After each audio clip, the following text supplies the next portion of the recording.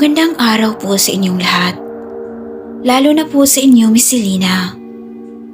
Itago niyo na lamang ako sa pangalang Jong. 45 anyos at nakatira sa probinsya ng Mindanao. Hindi ko na lang banggitin ang insaktong lugar para protektahan ang lugar na aking kinagisnan. Ang kwento na ito ay tungkol ito sa aming naging karanasan noong minsan nag-inuman kami ng aking mga katrabaho. Isa akong construction worker noong mga panahon na yun at binata pa lang ako. Ngunit hindi ko pa rin makalimutan kahit ilang taon na ang nakalipas. Araw yun ng Biyernes at tamang-tama dahil sahod namin. Kaya nakapagbasya kami na mag-inuman sa gabi pagkatapos ng aming trabaho. May mga pare yung plano natin ha. Mag-inuman pa tayo pagkatapos ng ating trabaho. At doon na lang tayo sa bahay ni paring Carlo. Wika ko pa noon sa aking mga katrabaho, Miss Selena. Oo naman pare, kami pa ba? Pero hindi lang tayo magtatagal ha. Dahil baka pagalitan ako ng misis ko. Wika pa noon ni Bonnie, Miss Selena. Ito talagang si Bonnie oh. Takot na takot sa asawa. Pero sige na nga. Makalipas ang ilang oras, Miss Selena, ay natapos na rin kami sa aming trabaho. Mga bandang 5:00 na yun ng hapon. At pagkatapos noon, ay naglakbay na rin kami patungo sa bahay ni Carlo. Habang binabaybay namin ang daan, ay meron kaming nakasalubong na isang lalaki. At kilala pala ito ni paring Carlo. Nag-uusap lang sila saglit at pinakilala kami sa kanya. Ilang sandali lang ay niyaya din ito ni Carlo para mag-inuman sa bahay nila. Agad naman kaming pumayag dahil mas maganda kapag marami. Paring John, punta ka sa bahay mamaya ha. Huwag kang mahihiya. Dahil tayo-tayo lang naman at itong mga kasama ko sa trabaho. Huwag kang mag-alala, mababait ang mga to. Wika pa noon ni Carlo, Miss Selena. Oo, pupunta ako mamaya. Pero may gagawin lang ako saglit. Kaya hintayin niyo lang ako doon. Sige, mauna na ako ha. Sagot pa noon ng lalaki na kakilala ni Carlo, Miss Selena. Napapansin ko sa kanya na para bang hindi ito makatingin sa amin ng diretsyo. Kaya tinanong ko si Carlo kung mahiyain ba ito. Paring Carlo, sobrang mahiyain naman ang kaibigan mo. Ganun talaga siya? Oo, ganun talaga yun. Sa tuwing nagkikita kami, hindi nga halos tumitingin yun sa akin. Kaya nasanay na rin ako. Tara na, magpatuloy na tayo sa ating paglalakad para makarating na tayo agad sa bahay. Wika pa noon ni Carlo, Miss Selena, na agad ko naman itong tinanguan. Hanggang makalipas ang ilang minuto, ay nakarating na rin kami sa bahay nila. Pari, nandito na tayo. Pumasok na tayo sa loob. Ano gusto nyo? Sa loob or sa labas lang tayo mag-inuman? Mas maganda dito lang sa labas pare para masarap yung hangin. O di sige, kayo ang masusunod dahil kayo ang mga bisita ko. Hintayin nyo lang ako dito sa labas, kukuha lang ako ng baso. At pulutan na rin natin. O sige pare, damihan mo yung pulutan ha. Pabiro ko pang sabi noon sa kanya, Miss Selena. Mga 6:00 na yun ng gabi at medyo madilim na sa paligid. Sobrang tahimik ng kanilang lugar at halos wala itong mga kapitbahay. At isa pa ay napapalibutan ang kanilang bahay ng mga malalaking puno. Sa totoo lang, Miss Selena, parang nakakatakot ang lugar nila. At maya-maya lang ay bumalik na rin si Carlo at meron na itong dalang mga baso at ang aming pulutan. O, kumusta kayo dito mga pare? Hindi ba kayo naiinip? Pagpasensyahan nyo ng lugar namin ha. Sobrang tahimik at halos wala kami mga kapitbahay pero maganda naman rito. At saka, sabi nila nakakatakot raw tignan pero ayos lang naman.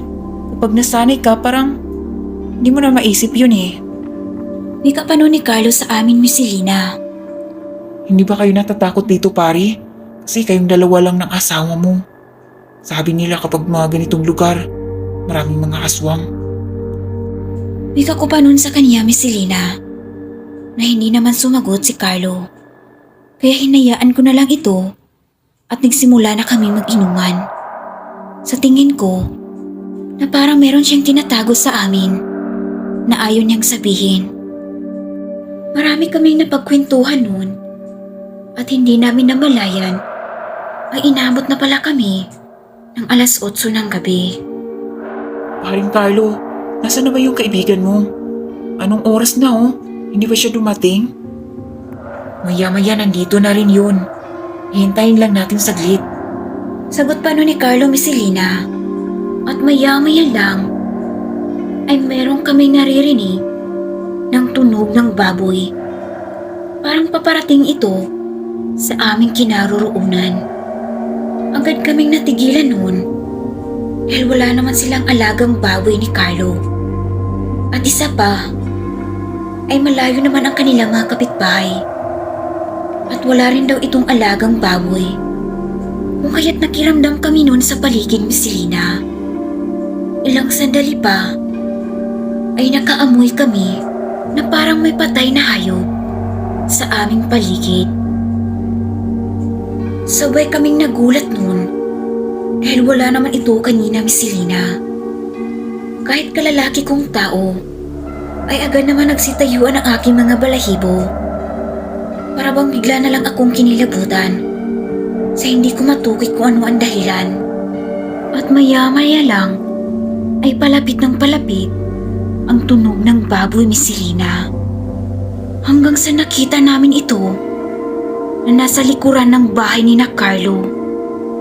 Pare, nandun yung baboy. Tara, tignan natin. Kanino kaya yun? Kasi wala namang nag-aalagang baboy malapit sa amin. Sagot pa nun ni Carlo, Miss Selena. Walang ano-ano ay agad namin pinuntahan ang baboy kung saan ito nagtungo. Noong nakarating na kami sa likuran ng bahay nila, ay bigla itong tumakbo doon sa maraming mga kakahuyan. Kung kaya't sinundan namin ito, Miss Selena, hanggang sa nawala ito sa aming paningin. Pare, nasa na yun? Sigurado akong dito lang yun nagtungo Pero ang bilis naman niyang nawala.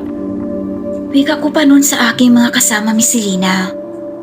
Maya-maya lang ay nakikita namin gumagalaw ang mga halaman na hindi naman kalayuan sa amin. Pare, gumagalaw yung halaman Baka nandyan yung baboy. Tara, puntahan natin. Walang ano-ano ay agad kami nagtungo roon, Miss Selena. At noong pagdating namin sa mga halaman ay nagulat kami sa aming nakita. Oh, parang John. Nandyan ka pala. Anong ginagawa mo rito? Wika pa nun ni Carlo, Miss Selena, sa kanyang kakilala. Yung lalaking nakasalubong namin kanina sa daan. Meron kasi akong hinabol. Kaya ako napunta rito. Nauudal na sagot ni John, Miss Selena. Tamang-tama kami rin. Meron din kaming hinahabol. Baboy ba yung nakita mo? Dito kasi yung nagtungo Kaso lang biglang nawala. Saan na kaya yun nagpunta? Sagot pa nun ni Carlo, Miss Selena, na agad namang napayuko si John. Ano mga pari? Hanapin pa ba natin yung baboy? Naku, mas mabuting huwag na lang nating hanapin yun. Bumalik na tayo sa bahay ni na Carlo para makapag-inuman na tayo. Wika pa ni John sa amin, Miss Selena. Agad naman kaming nagtungo sa bahay nila. Ngunit habang ako naman ay nagpalinga-linga sa paligid dahil hindi ako makapaniwala na ganoon lang kabilis mawala ang baboy. May kutob ako noon, ngunit hindi ko matukoy kung ano ito. Hanggang sa nakarating na nga kami sa bahay ni na Carlo. Ngunit sa mga oras na yun, ay parang gusto ko nang umuwi. Ngunit pinigilan ako ni Carlo dahil kaming tatlo na lang ang naiwan dahil nauna nang umuwi si Bonnie. Hanggang makalipas ang mahigit 1 oras, ay hindi namin namamalayan na naubos na pala ang aming alak. Paano na to? Masyado tayong nag-i-enjoy. Naubos na pala yung alak natin. Paano? Bumili mo na ako dun sa may tindahan. Naku, wag na pare. Sigurado akong matatagalan ka pa eh. Ano, sa susunod na lang ulit? Kasi nahanap na ako ng nanay ko. Wika ko pa nun sa kanila, Miss Selena. Naku, uuwi ka ba sa mga oras na to? Wag na, dito ka na matulog. At saka bibili pa ako ng isa. Isa na lang at pagkatapos matutulog na tayo. Kang mag-alala, akong bahala sa nanay mo. Wika pa nun ni Carlo, Miss Selena. Oo nga, tama si Carlo. Dito ka na lang matulog dahil baka delikado na sa daan. O sige, umalis ka na, Carlo. At ako nang bahala dito sa kaibigan mo. Wika pa nun ni June, Miss Selena. Maya-maya lang, ay nagpaalam na si Carlo na umalis na. Agad naman akong tumango sa kanya. At nung kaming dalawa na lang ni June, ay napatitig ako sa kanyang mga mata, Miss Selena. At nagulat ako dahil baliktad ang aking refleksyon sa kaniyang mga mata. Anong ibig sabihin nito? Aswang siya? Aswang kakilala ni Carlo? Hindi. Kailangan ko na umalis dito. Wika ko pa nun sa aking sarili, Miss Selena. Siguro napansin ni June na parang nanginginig ako sa takot.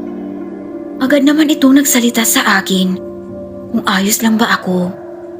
Ngunit hindi ako sumagot, Miss Selena, dahil hindi ko alam kung ano ang aking gagawin.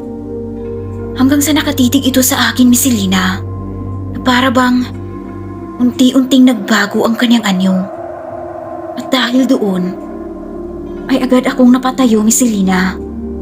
Lumayo ka sa akin. At wag na wag kang lumapit dito.